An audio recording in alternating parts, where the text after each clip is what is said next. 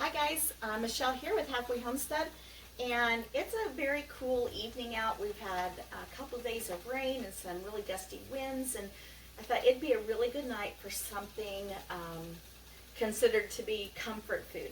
And so tonight I am making butternut squash bisque or soup. I think it's a bisque because it's pureed. But basically, it's soup made with a butternut squash. This is a little bit smaller than the one I have cut up and ready to use. And that is considered a winter squash. So if you grow butternuts or if you buy butternuts, you can store them throughout the winter if you store them properly. So in my pan, I already have going tablespoon of olive oil, tablespoon of real salted butter, and a small onion, and it probably wasn't any bigger than a tennis ball. It was a pretty small, onion, and it was a sweet yellow onion. And so it's been cooking for a few minutes. I want to throw in just a hefty pinch of salt. I'm going to put in a little bit of black pepper, probably, maybe half a teaspoon. That might be even a quarter of a teaspoon. We can add more later if we need to. And with the onions and the salt and the pepper, I'm going to put in the butternut squash that I peeled, I de-seeded, and I have cubed up. And I really, it is important to get the pieces somewhat to the same size when you're cutting them up just because they cook more evenly. But it truly, because I'm going to blend it up, it doesn't really matter. But I wanted to show you one quick trick. This butternut squash are difficult to peel, difficult to hold on to while you're peeling. So first of all, I washed my butternut because it was dirty from being in the garden.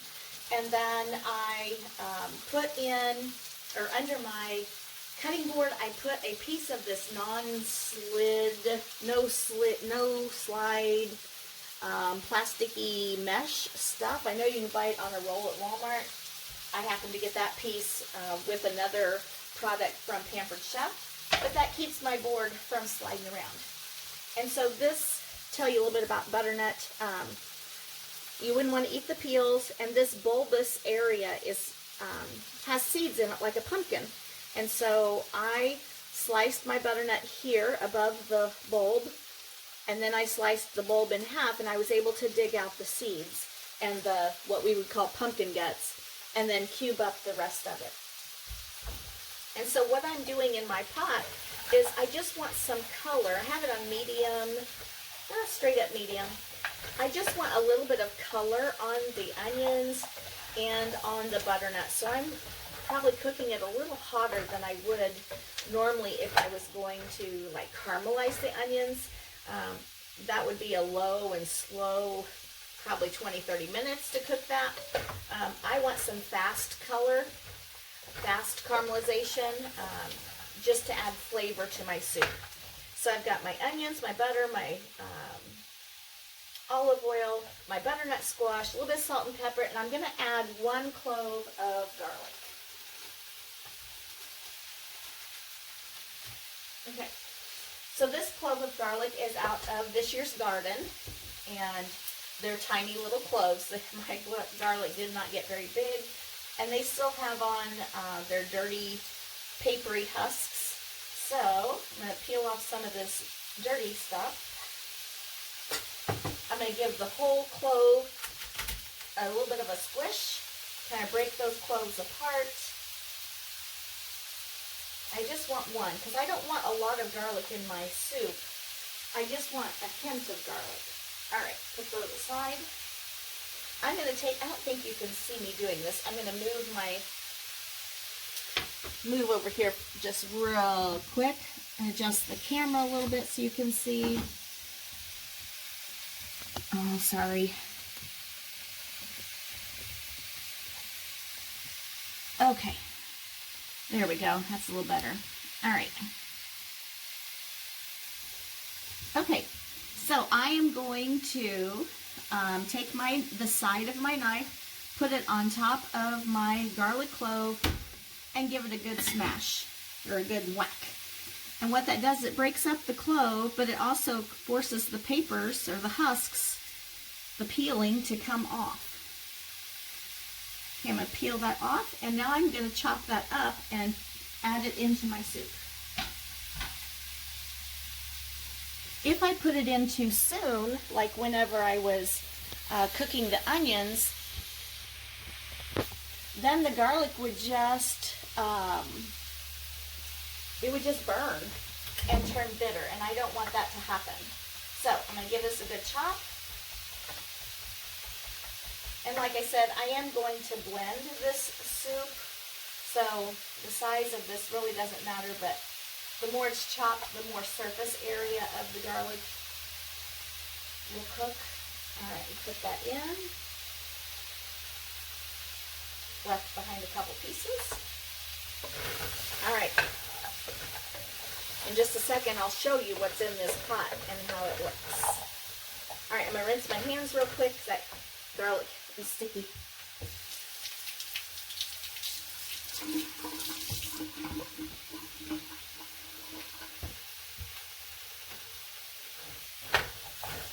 First time I had this soup was, oh my gosh, probably, I'm going to say 8-9 years ago. A sweet little cafe here in our hometown, or our local town, catered parent-teacher conference night for the teachers, and they brought this in these big soup tureens, and oh my gosh, I fell in love with this soup. And I emailed the owners, because their child was in our school. We know who they are. And I emailed and I said, is there any way you can give me this recipe? They sent it immediately, and I'm so grateful. And I've made it several times since then. It is just so delicious. And it's a rich soup. So when I serve it in a small coffee cup, because it is so rich. You don't really want to eat a whole lot at one time. It's really good like next to a grilled cheese or a hot roast beef sandwich, something like that. Okay, I'm gonna bring the camera down and show you. Turn this around. All right, look at that. We've got the onions that are softening and getting some color. Some of the butternut squash is getting color. I can smell the garlic cooking. Delicious. All right, so I'm going to let this go for just a couple more minutes, and then we'll do the next step. So I'm going to shut the camera off for a second, get the next step ready, and I'll bring you right back. Okay, I'm ready. So while you were gone, I cleaned up my cutting board, my knife, my vegetable peeler, and I got out a jar of broth, bone broth. This is actually turkey bone broth. It still has some of the vegetables in it. I'm going to strain those out as I pour it into the pot. And you could use chicken broth. You could use water. I just think broth adds a lot of flavor to the soup. So I'm going to strain this out, and I'm going to keep talking while I strain this. So more about this sweet little cafe. It was called Maple Street Cafe. It has since been sold, and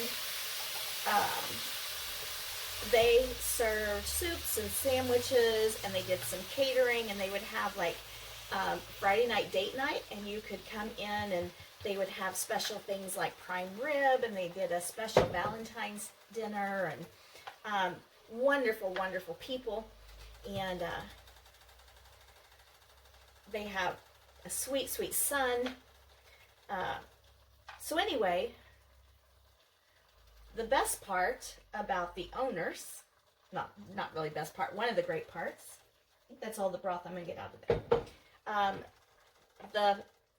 The wife of the couple that owned Maple Street now works in my school, and so I get to see her almost daily, and we've formed a nice friendship, and I really appreciate that. So I'm going to strain out these veggies that are in here, and there's some solidified fat that's in here. I don't want that part. Okay. Now, what am I going to do? Okay, I'm going to set that down for a second. I'm going to rinse these vegetables a little bit, see if I can get a little bit more broth. I need a little bit more in my pan anyway. So, see if I can get a little bit more in there. Normally, I would just use some broth that's already been strained, but I hadn't got this strained yet, and I thought, I'll do it this way. Dirty one more dish, but that's okay. I can pop this little colander in the dishwasher. All right, so I'm gonna move this out of the way. Oh, I just strung broth everywhere. Okay, I'm going to let this simmer for probably, I think I'll let it simmer for 15 minutes and then I'll come back and check it. I really need these pieces of butternut squash to be a little bit more than fork tender, so that they will blend up well.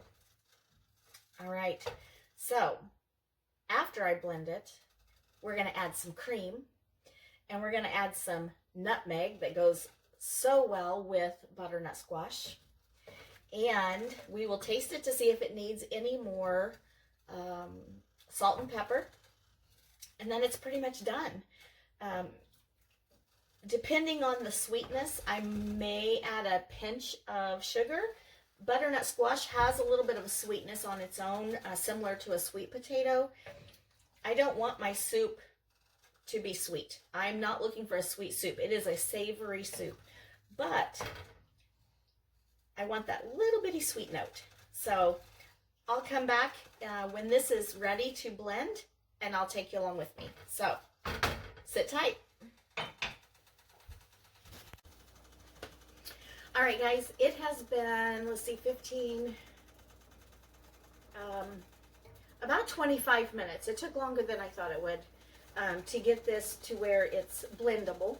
I'm going to turn the heat down way low, and I'm going to use my immersion blender to blend this up. Some people call it a stick blender. If you don't have one of these, you can use a regular like canister type blender. I like this because then I don't have to transfer it to another dish, dirtying something else, and I can blend it right in the pot that I've cooked it in. I do want to put on a glove so I can hold on to the pot. All right, so here we go.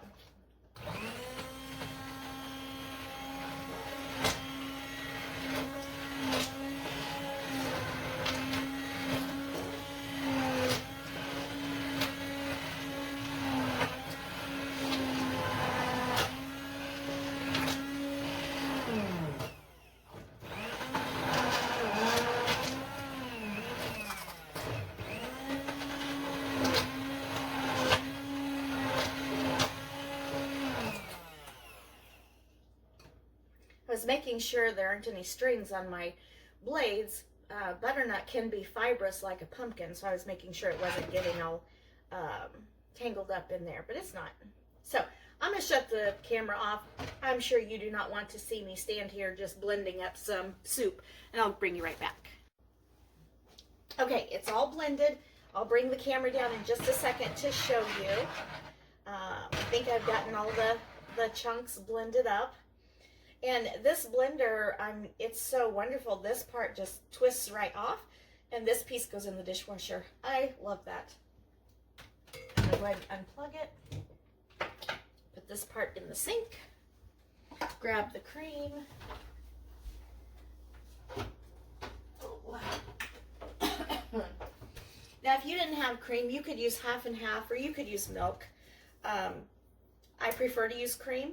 I happen to have cream in the fridge, brand new bottle actually, and if I knew I was going to make this soup, I would go get the cream, because to me it makes that much of a difference.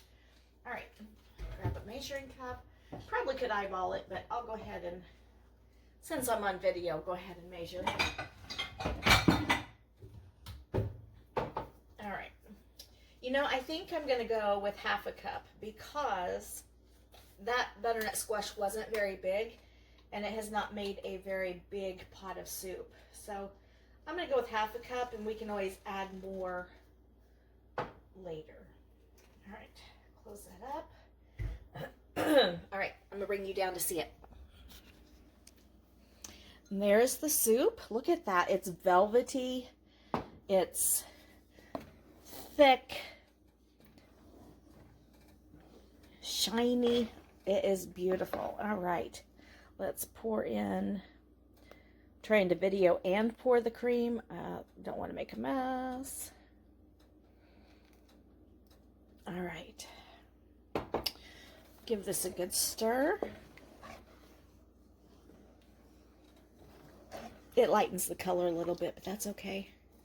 All right. Okay, now I'm going to add the nutmeg. And, oh, I gotta find it up here. Okay, here we go. So, years ago, my sister bought me this little nutmeg grinder. Isn't that so cute? Look at that. And so you put a whole nutmeg in the bottom. I don't know if I have any more whole nutmegs up here. I probably do. I just don't know that I want to dig for them.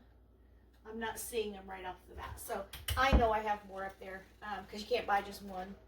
So I'm going to turn this, and it is grinding fresh nutmeg into my soup.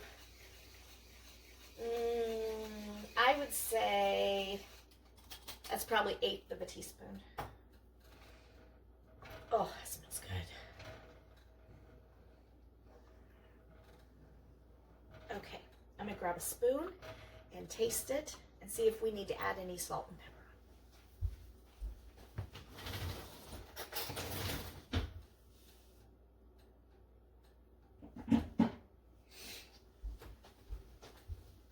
All right, let's see here.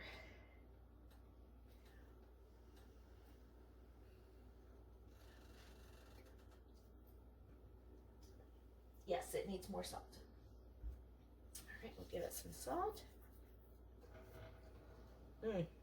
Does not need any sugar. The sweet notes of that butternut, you can definitely taste that. You can taste the nutmeg. And yes, this is my house, so I'm going to double dip. If I was having a dinner party or guests over, I would not do that. And my husband doesn't like this kind of soup, so I get this whole pot by myself.